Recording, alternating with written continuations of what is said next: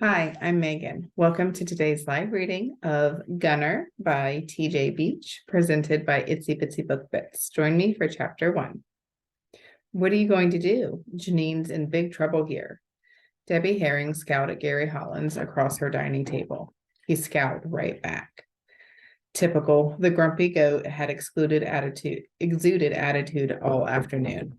This is serious, Gary. The supervisor knew the hand guards were faulty, but the insurance company will reject her claim if Janine can't prove he told her the machine was safe. Janine's a single mother with 3 kids. She'll probably never work again. It's life and death for her. Gary blew out a breath. Same as always, I suppose. Inspect the scene, take photos, interview the witnesses, write a report. And he shrugged. Keep thorough, contemporaneous notes. Yeah, he reached for his beer. No, you don't. She jabbed the case study sheet. No drinks until we finish this chapter. I'm thirsty and my beer's getting warm. Don't be a baby. We're a week behind our course schedule. Your schedule. Do you want us to get our private investigator licenses or not? He took a big slug from the bottle and dared her with his eyes.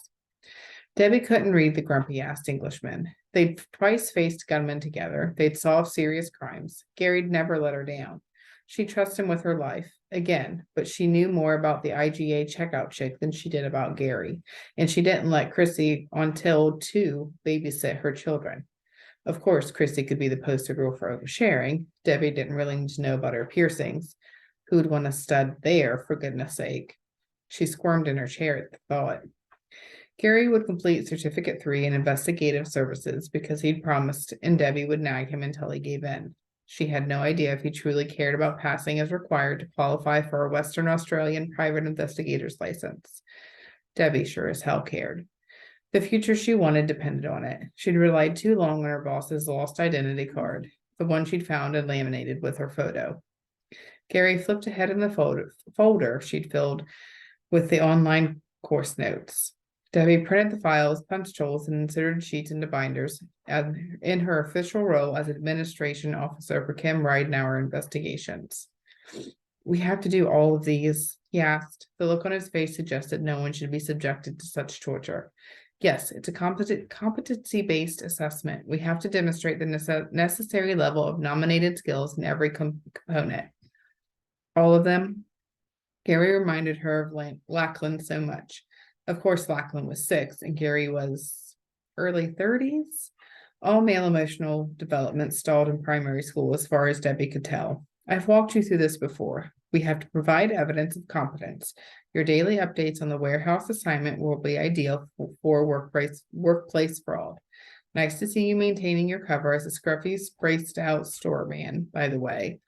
She nodded it to his wrinkled t-shirt and flip-flops. If you don't have direct experience, you can describe another situation in another role where the relevant skills were required. Surveillance, for instance. You'll walk that after your time in the SAS. She paused, inviting him to share. He grunted. He's never going to tell you, Debbie's mom piped up from the couch over the rapid tick of knitting needles. Gary snorted, to which Mom added, and Debbie won't stop asking until you crack, Gary. It's how we roll, Nan, Gary said. She nags, I ignore her. Mom snorted back. The traitor. Gary growled at anyone who called him Gaz, but shortened Nancy to Nan and refused to call Debbie's kids anything but Jenny and Lackey, despite her frequently reinforced preference for their proper names. Just one of his annoying habits. You can ask me anything, Gary told her mother. The needles ceased. She popped up like a meerkat with permed gray curls and purple glasses. Were you in the SAS? Good question. Ask me another. He passed on a smart-ass grin. Pardon? I said you could ask me anything. I didn't say I would answer. He thinks he's funny, Debbie said. I like his jokes, Mom replied. Do you? Gary asked with a bark of laughter. His jokes were terrible, which made the instant bond between her mother and her reluctant protege all the harder to stomach. Nan wasn't just a nickname. He treated Debbie's mom like his own, and she'd adopted him as an extra son. Gary and her 7-year-old Jennifer were thicker than school pals. Lachlan hero worships the man. Even her husband Matt had dropped into one of those weird blokey backslapping bromances. Gary had seduced the whole family. It irritated Debbie to no end. The Palm was stocky, kept himself fit, a hangover from military training, and reasonably good looking in a battered, windswept sort of way. Half a girlfriend said they'd jump into bed with Gary in a flash if he cocked a finger, fooled by his mysterious me shtick. Debbie had to admit that she and Gary hit it off almost immediately after he set off the alarm in the Ridenour investigations office at 2 o'clock one fateful morning. But she'd never thought of Gary like that, not even once. Why would she? She smiled inside at the thought of her gorgeous hunk of a man away on an 8-day fly-in fly-out stint at a Pilbara iron ore mine. But enough of pondering her strange symbiotic relationship with the feckless oaf fidgeting in her dining room. They were there to work, and her mom was supposed to mind the kids so they could study in peace. What are my children up to, Mum? Oh, she cast a wild glance to the open sliding doors. Lachlan, leave Jennifer alone. She won't share, Lachlan yelled from the garden. Share with your brother, Mum tried for stern. It never worked. He had a turn just now, Jennifer replied. Then, there you are then, the needle clatter resumed. Debbie gritted her teeth. Wouldn't it be a bit easier to supervise if you went out on the deck? Oh, yes, I suppose so, but it's a bit hot today, and it's hard to read my tablet in the sun. She tapped the iPad propped against a pillow. I'm following the pandemic news. All those poor families in Italy and Spain, even England. You must be so worried, Gary. Are your family all right? Debbie'd never thought to ask about family. Even if his parents had passed on, he must have relations in England. He'd frozen, his face blank. Gary? Mum popped up again, concerned. He shook himself. He said, thanks for asking. But before Debbie could get out her follow-up question, Mum butted in, letting him off the hook. Perhaps that's why they got on so well. I was looking at this terrible situation in Perth. 6 cases from one man. The government's talking about a lockdown. Won't it be awful if the coronavirus gets a hold here? There's a list of the places this made. Yes, Debbie didn't like the way her mom trailed off. All she got was a strangled gulp. Debbie jumped up, closely followed by Gary. Are you okay, Nan? Mum's finger trembled over her iPad, knitting forgotten in her lap. This cafe in Mount Hawthorne, the Bodhi tree. That's where I had muffins with Lana. Debbie got in close, staring over her shoulder. That couldn't be right. Her mum couldn't be exposed. Tuesday morning, wasn't it? When did this guy... Tuesday. Mum grabbed Debbie's wrist. It's okay. Debbie's heart rate had picked up, but she wasn't going to let Mum see that. They were panicking. You're fine. What are the chances you were anywhere near him? It's a small place, lots of bookcases, tables are jammed together. Debbie patted her mum's shoulder. They needed to stay calm. The disease was deadly, but the experts said it wasn't that infectious. You had to be within 1.5 meters and breathing it on each other to contact it, didn't you? None of it sounded half as reassuring when your mother was the potential victim. Debbie's stomach turned over. I have to get a test, Mum said. Yes, you do. That's right. Everyone who's been at a hotspot should be tested. Great idea. Clear the air, get the facts. When the results came back negative, they'd all settle down. Mum tossed her knitting aside and stood up. Can you drive me? Yes, sooner the better. Sooner the better. They've set up a drive-through place in town, Gary offered. Is it open on the weekends? Debbie asked. Can you just roll up and ask for a test?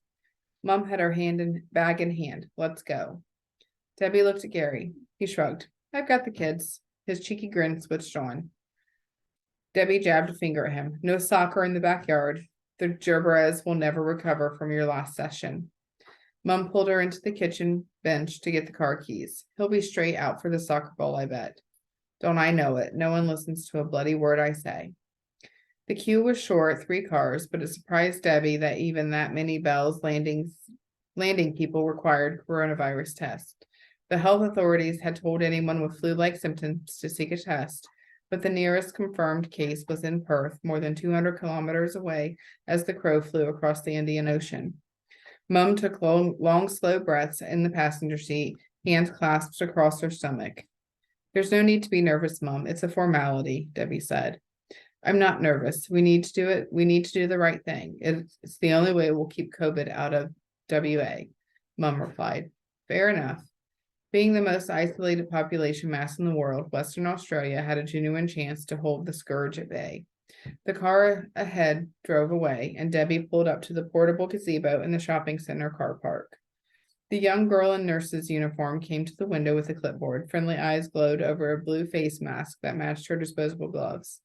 Hello, thanks for taking a COVID-19 test today. Do you have your Medicare card and driver's license?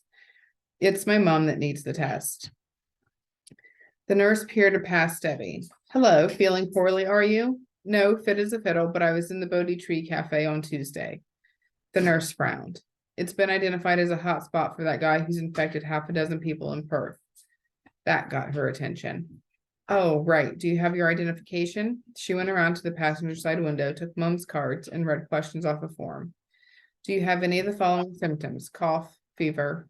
She returned to a desk under the gazebo, typed into a computer, printed labels, and attached them to sample tubes, changed her gloves, and returned with a tray of cotton buds. Mrs. Werner, this may hurt, I'm afraid, but only for a moment. Mum sucked in a breath and tipped her head back. I've heard it stings. Mum whimpered when the nurse pushed the damn thing in so far it might have popped out the back of her head. Sorry, that's it. Thank you. The nurse stored the sampling stick in a tube and sealed the top. Mum sniffed. I need to sneeze, but that was easier than I thought. Please isolate yourself at least until you get the all clear. She turned to Debbie. Can you do that too? Shall we test you as well? No, that's okay. The process looks darned uncomfortable. It's voluntary, of course, but you're a close contact of a contact, if you see what I mean. It might be prudent. Debbie sighed. Okay. I feel a lot better now. Mum had perked up considerably since her test. Debbie rubbed her nose. It tickled where the cotton tip of the sample stick had probed her nasal cavities. The masks, the sterile gloves, the regimented professionalism of the nurse made COVID-19 horribly real in a way that pictures of hospital wards in Rome and London had not. She needed milk and bread, and the supermarket beckoned over 3 rows of parked cars, but it seemed miles away. A lady pushing her shopping trolley out through the automatic doors could have been in an alternate universe with her daughters bouncing alongside. Shopping would be irresponsible when the nurse had just reminded her to stay away from everyone else, even if the chances she was infected were 1,000,000 to 1. When they got home, the children were at the dining table, flushed and sweaty, sipping juice from kitty-sized boxes. Everything good? Gary held up a mug of tea. Kettle's just boiled if you'd like a cuppa. Oh, that'd be nice. Mum kissed both her grandchildren on the head. They were very efficient, quite reassuring. They tested Debbie as well. Gary raised an eyebrow as he got up. Debbie waved him down. I'll make coffee, Mom. Even better. What'd you kids get up to with Uncle Gary? We played. Ouch. Lachlan glared at Jennifer, then reached under the table to rub his ankle. Jennifer smiled angelically. We played in the garden. We played soccer, Gary said, but no flowers were injured. Debbie asked her kids to do something, and they did exactly the opposite, egged on by Gary Hollins. A welcome return to normality. 2 hours later, Debbie was wrangling tacos from the stove for dinner when her phone buzzed with a text from a number she didn't recognize. The message said, Dear Deborah, COVID-19 test. She went straight to the following paragraph. COVID-19 was not detected. My test was clear, she said. You got your result already? Mom asked. Look at your phone. They took my swab after yours. Mom fiddled in her bag. The phone rang. She tugged it out, frowned at the screen, and swiped the call. Hello? Yes. Her eyes went wide. Her mouth fell open, and she sat down hard on the couch. Mom, she dropped the phone. I tested positive.